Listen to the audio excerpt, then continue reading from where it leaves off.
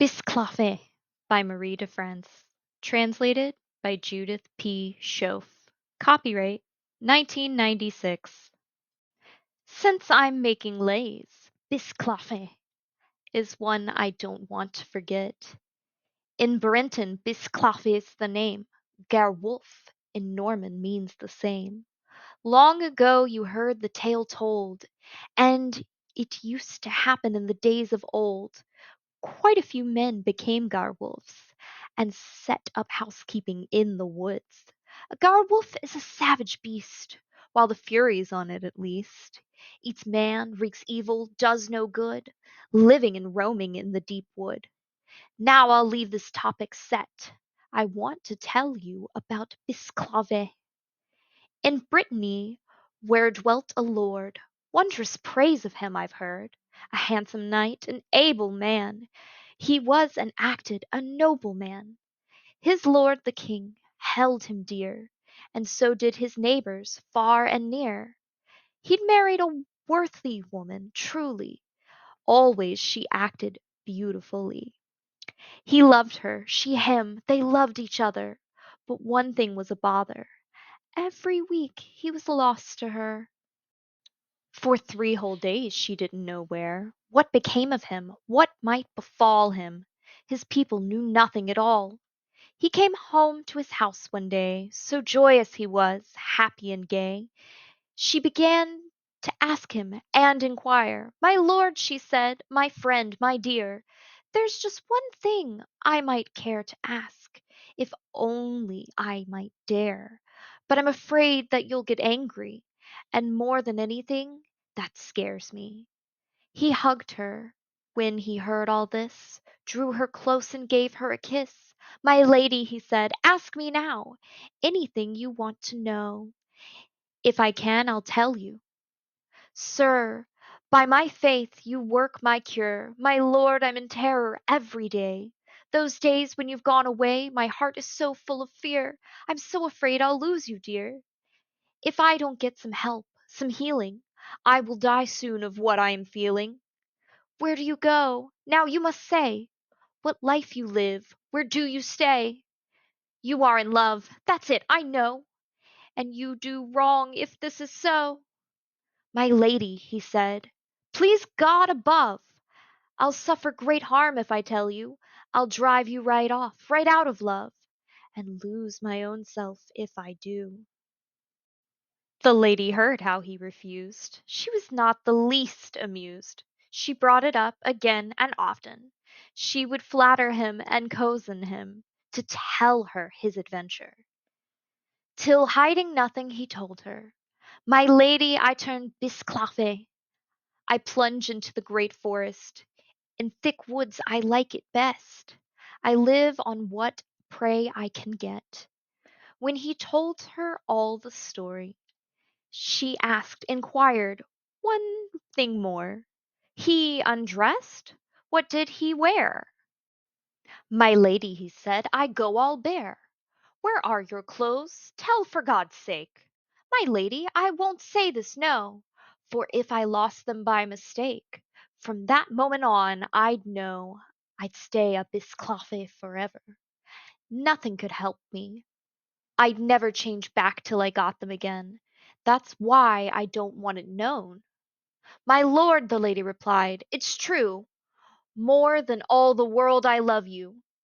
You should hide nothing from me, nor ever doubt I'm loyal in any affair. That would not seem like true friendship. How have I ever sinned? What slip makes me seem untrustworthy to you? Do what's right. Now tell me, do." She nagged him thus, and thus harassed him, till he just had to tell at last. "My lady," he said, "near that wood where I come home, along that road, standing there, is an old chapel, which often serves me well. The stone is there, hollow and wide, beneath a bush dug out inside. I put my clothes there under the bush, until I can come back to the house." The lady heard this marvel, this wonder. In terror she blushed all bright red, filled with fear by this adventure. often and often passed through her head plans to get right out, escape, for she didn't want ever to share his bed. A knight in the country there, who long had loved the lady fair, begging her so, praying hard, giving generously to win her regard. She had never loved him before this, nor let him think her love was his. She sent a messenger to bring him to her and told him everything. My friend, my dear, she said, be glad. You've been tormented, driven sad, wanting what I'll give you today. No one will ever say you nay. I grant you my love and my body too.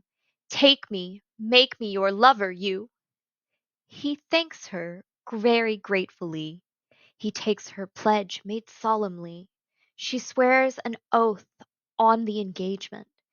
Then she told him how her lord went away and what he turned into, the path he'd always taken to. Enter the forest, this she shows. She sent him to get his clothes. Thus was Bisclavret betrayed, and by his own wife waylaid. Having lost him so often indeed, everyone generally agreed that he had finally left for good. He was looked for, inquiries pursued, but they couldn't find a trace. Finally, they closed the case. The lady's marriage was celebrated to the fellow who'd loved and waited. So a whole year matters rest, until the king went hunting one day. He went straight to the forest where the Bisclavret used to stay. When the hounds were loosed and let run, they found the Bisclavret. They chased him always that long day, the huntsmen and the coursing dogs, till they had him almost at bay, and they would have torn him to rags. But then he picked out the king, and ran there for mercy to beg. He seizes the king's stirrup ring, and kisses his foot and leg. The king sees this and feels great fear. He calls all his companions over. My lords, he says, come here, come here.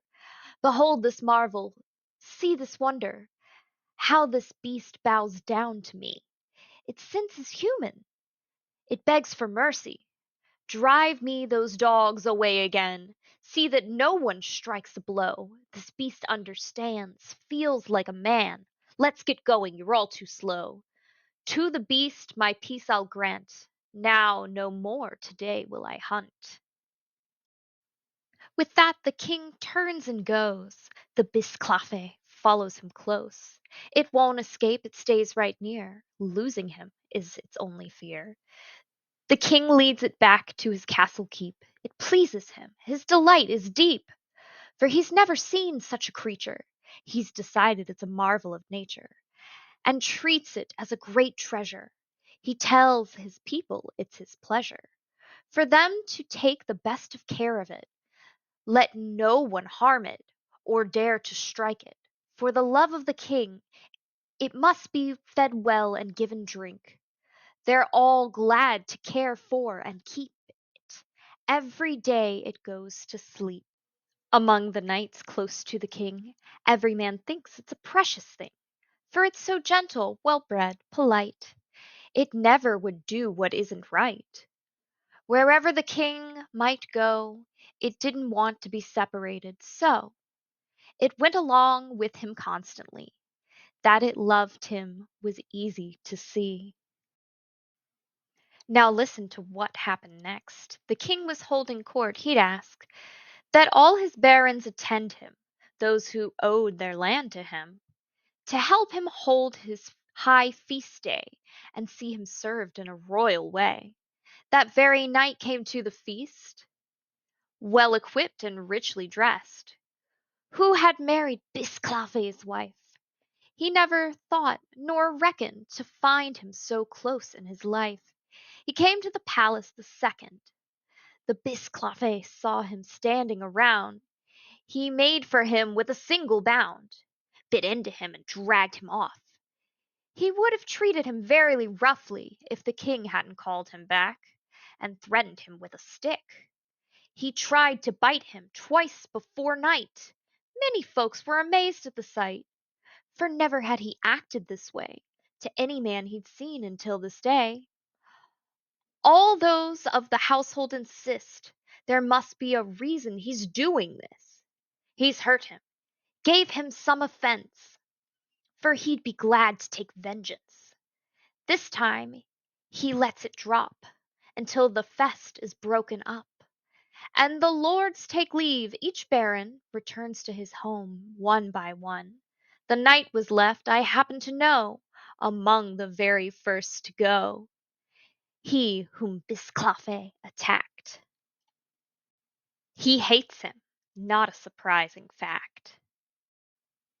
Some time later, not very long I think unless I heard it wrong, the king went riding in the wood, that courteous king, so wise and good, that wood where they had found Bisclavret.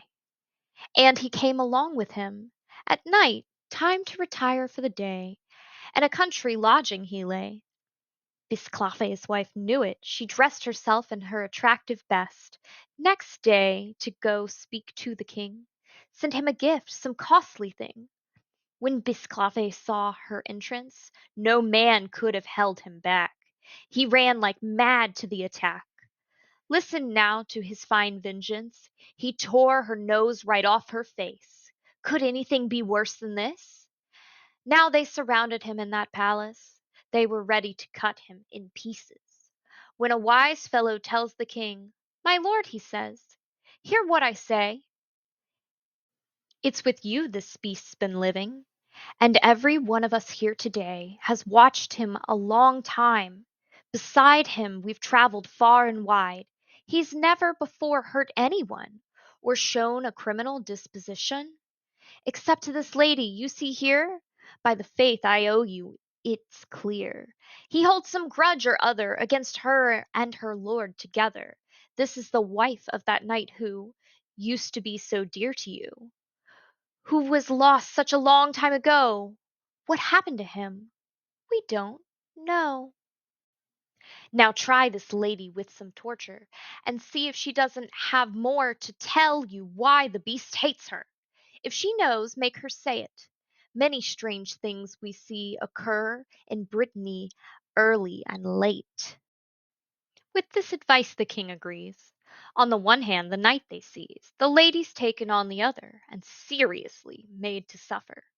From pain just as much from fear, she told him her lord's whole affair. How she'd betrayed him, she said, and taken away the clothes that he'd shed. The adventure he'd told, so now she'd know what he became and where he'd go.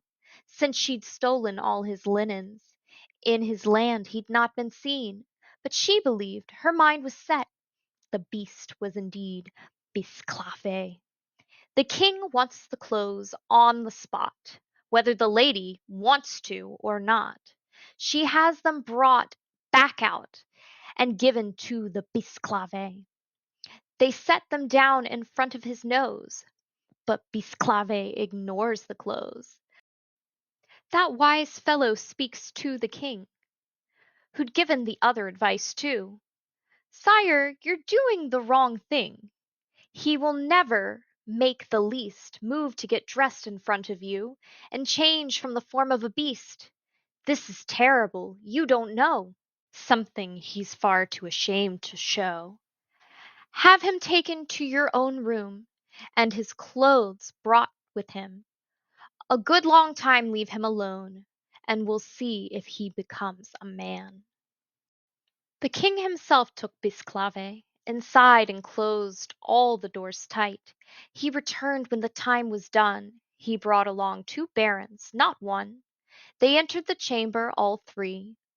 On the king's royal bed they see, lying fast asleep, the knight. The king ran to hug him tight. He kissed him 100 times that day. When he catches his breath, he hands him back all his fiefs and lands, and more presents than I will say. The lady now they expel from that realm from that time forward. He goes with her as well, for whom she betrayed her lord. She had plenty of children grown. They were all of them quite well known by their looks, their facial assembly. More than one woman of that family was born without a nose to blow, and lived denosed. It's true, it's so. The adventure you have heard is true, don't doubt a single word. Of Bisclavret they made the lay, to remember forever and a day.